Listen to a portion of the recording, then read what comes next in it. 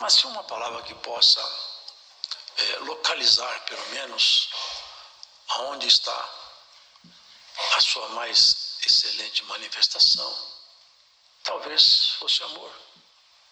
Porque os seus 2 mandamentos se resumem em amor. Primeiro, é que nós devemos amar de todo o nosso coração, de todas as nossas forças, de todo o nosso ser. E o segundo é amor outra vez. Devemos amar o nosso próximo. Então dá para falar que Deus, de alguma maneira, a essência dele é o amor. Isso cria um conflito, porque sendo Deus amor, criador de tudo, e olhando o mundo, alguma coisa não fecha. Não fecha. Porque nós estamos rodeados na própria natureza. São terremotos, são maremotos, são vulcões, tornados, são furacões, são nevascas terríveis que dizimam a lavoura, matam pessoas. São chuvas de granizo que acabam com toda uma plantação, matam pessoas e animais. São inundações, como aconteceu no sul. São terremotos que destroem. Se não bastasse tudo isso, ainda temos pestes de todo lado. Somos assolados por doenças. São tantas. De vez em quando eu escuto acerca de doença que eu nunca havia ouvido falar sobre ela. O compêndio de doenças é largo, extenso. Alguma coisa não fecha. Alguma coisa está errado. Ora, Deus sendo amor, eu vejo um panorama desolador em volta de nós. Os predadores no passado eram um terror. Eles matavam, eles destruíam, os grandes predadores. Mas o maior predador do planeta Terra, o mais terrível de todos, não mora nas cavernas. Ele tem nome de homem. O maior predador que esse planeta conheceu é o ser humano. E alguma coisa vai mal. Porque como eu consigo encaixar a bondade de Deus com toda a sorte de miséria que rodeia cada um de nós? Como eu consigo coadunar esse amor tão grande com um quadro tão triste? Nós lemos aqui crianças entubadas, pessoas com câncer.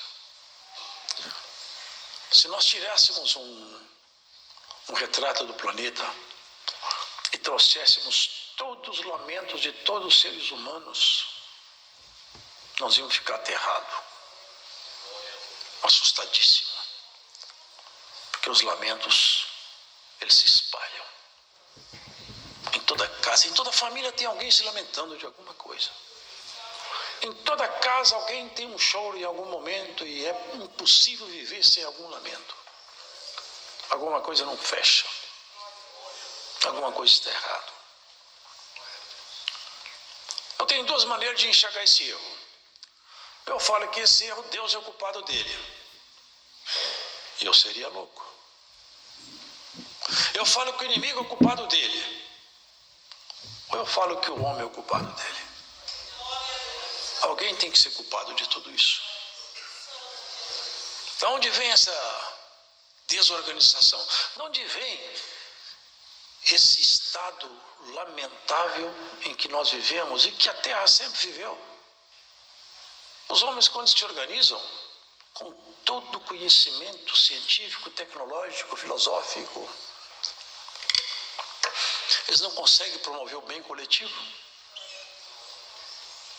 Eles fazem guerra de tempo em tempo. São países que, por interesse de um pedaço de terra ou por outra coisa, invadem, matam. Já passaram por aqui homens que acharam que eles eram uma espécie de semideuses. Mas debaixo da terra não se ouvem mais suas vozes. A morte silenciou todos eles. Nessa grande arena de combate, o homem se acha tanta coisa.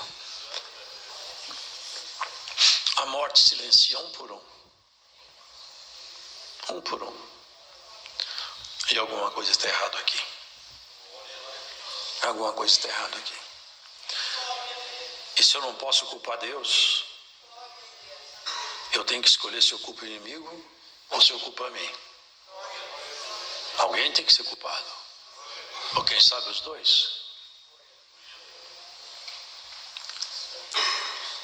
Vejam, um homem paralítico, as doenças tão inumeráveis. Como pode?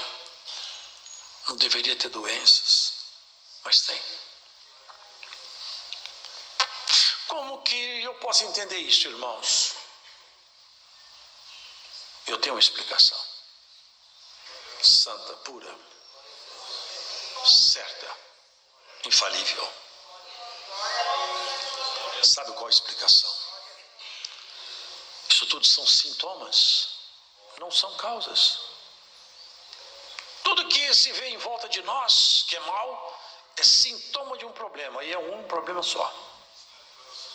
É o único problema que ocasiona toda sorte de maledicência, de miséria, de sofrimento, de lástima e por fim da morte. Tudo se resume num problema único, que o homem insiste em ignorar, que a sociedade despreza. Quanto mais sabe o homem, tanto mais ele despreza. Tanto mais poderoso, tanto mais ele ri de um problema antigo, que não foi resolvido. Há um problema que não foi resolvido e ocasiona toda sorte de maldição, toda sorte de miséria, que gerou a morte, que enche o inferno de habitantes todos os dias. Todos os dias o inferno recebe um conjunto enorme de pessoas gemendo, gritando de pavor. É um problema só. E o problema não é Deus. Nem é só o inimigo. Se eu atribuísse todo o problema para o inimigo, eu estava isento. Se o inimigo fosse culpado de tudo, eu era inocente por excelência. Se eu não posso colocar toda a culpa nele, eu tenho que distribuir a culpa dele comigo. Sabe o que Paulo falou?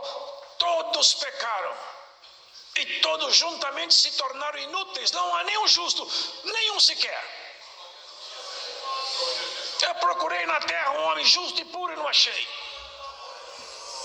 Assim diz o Senhor. O pecado é um grande problema. O pecado foi descaracterizado. O pecado foi escamoteado. Ele foi maquiado. Ele foi trapaceado. Os negociantes trapaceiam, mentem, enganam. Eles pegam um carro com motor fundido, dão um retoque nele e vendem para fundir na mão do comprador.